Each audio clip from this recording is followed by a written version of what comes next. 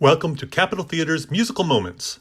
This series of educational and hopefully entertaining offerings is made possible by the generous support of our sponsors, including Baker Boyer Bank, Fresh Hop Group, G.H. Moen LLC, the Moen Family, Red and Carolyn Ramsey, Yakima Sunrise Rotary, and from donors just like you. Hi, welcome back. Hi. This is Charlie. This is Al. And we are very happy to provide this educational and hopefully entertaining opportunity to look at musical theater, share our thoughts, share our talents, and hope you enjoy this much. Yeah, totally. So what are we educating about? Well, this time we have a favorite composer, at least I know I do, and you kind of like them, is Stephen Schwartz. He's one of my favorites. He might be my favorite. That's true. And he has a lesser known, most people most readily know him for Wicked, but he has a lesser known work called Children of Eden, which we truly love. And this is a song called The Hardest Part of Love. And I've done the show twice, so I know this one really well. Oh, well, if he makes mistakes, then he has no excuse. And this is more or less a song between Noah and God.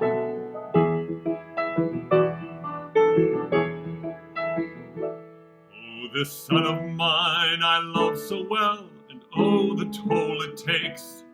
I'd give to him a garden and keep it clear of snakes. But the one thing he most treasures is to make his own mistakes. Oh, he goes charging up the cliffs of life, a reckless mountaineer. I could help him not to stumble, I could warn him what to fear. I could shout until I'm breathless, but he'd still refuse to hear. Oh, but you cannot close the acorn once the oak begins to grow. And you cannot close your heart to what it fears and needs to know. That the hardest part of love the letting go.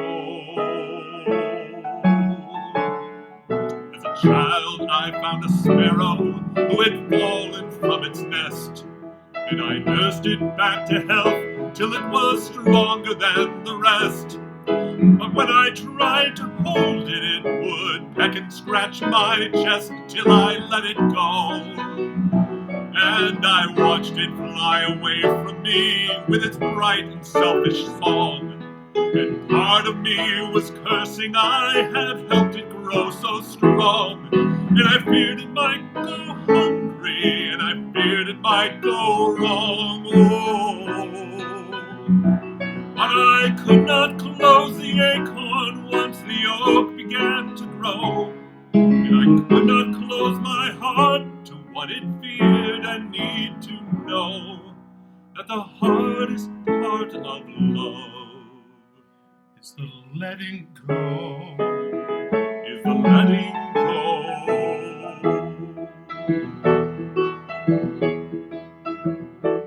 And it's only in Eden grows a rose without a thorn. And your children start to leave you on the day that they are born. They will leave you there to cheer for them. They will leave you there to mourn. Ever so, like an ark on uncharted seas, their lives will be tossed. And the deeper is your love for them, the crueler is the cost. And just when they start to find themselves is when you fear they're lost. Oh, but you cannot close the acorn once the oak begins to grow. And you cannot close your heart to what it fears and needs to know. That the hardest part of love and the rarest part of love and the truest part of love, it's the letting go.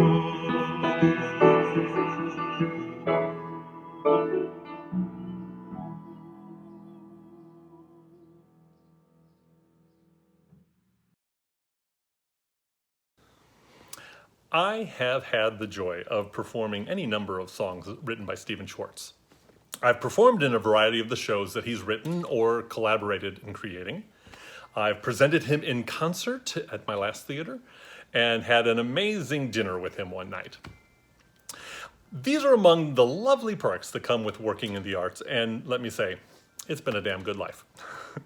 Stephen Schwartz is probably most known for some of his titles like Wicked, Godspell, and Pippin, which we, of course, know from the Capitol Theater. Other works I really enjoy, a little lesser known, include The Baker's Wife and Studs Terkel's Working.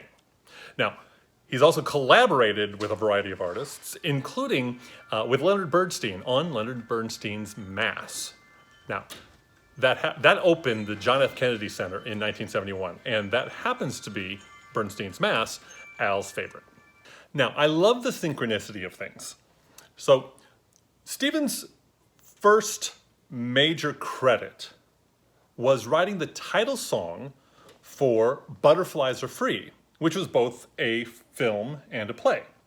You may recall, if you've seen the Terrence McNally tribute we did, we spoke with Luke Yankee, who was sharing stories about Terrence, and his mother, Eileen Heckert, Broadway star. And Eileen Heckert won her Academy Award for supporting actress in the role of the domineering mother in Butterflies Are Free. She also got the Tony nomination for the same role on Broadway. Stephen has contributed lyrics to a variety of animated films as well, including Pocahontas, Prince of Egypt, and Hunchback of Notre Dame. He's received 3 Academy Awards, he's received 3 Grammys, and he's been nominated for 6 Tonys, but received an honorary Tony for his commitment to serving artists and to nurturing new talent. So, just across the Mississippi from St. Louis is Belleville, Illinois, which is the home of the National Shrine for Our Lady of the Snows. And back when I was a kid, it was also home for a high school religious camp. In 1986, Stephen Schwartz wrote Family Tree for a camp production at the Lady of the Snows, and that was the origin of what was to become Children of Eden. So when Children of Eden opened in the West End of London, Stephen Schwartz as composer and lyricist, and John Caird, I forget which, he was the playwright, but he was also the director for that production.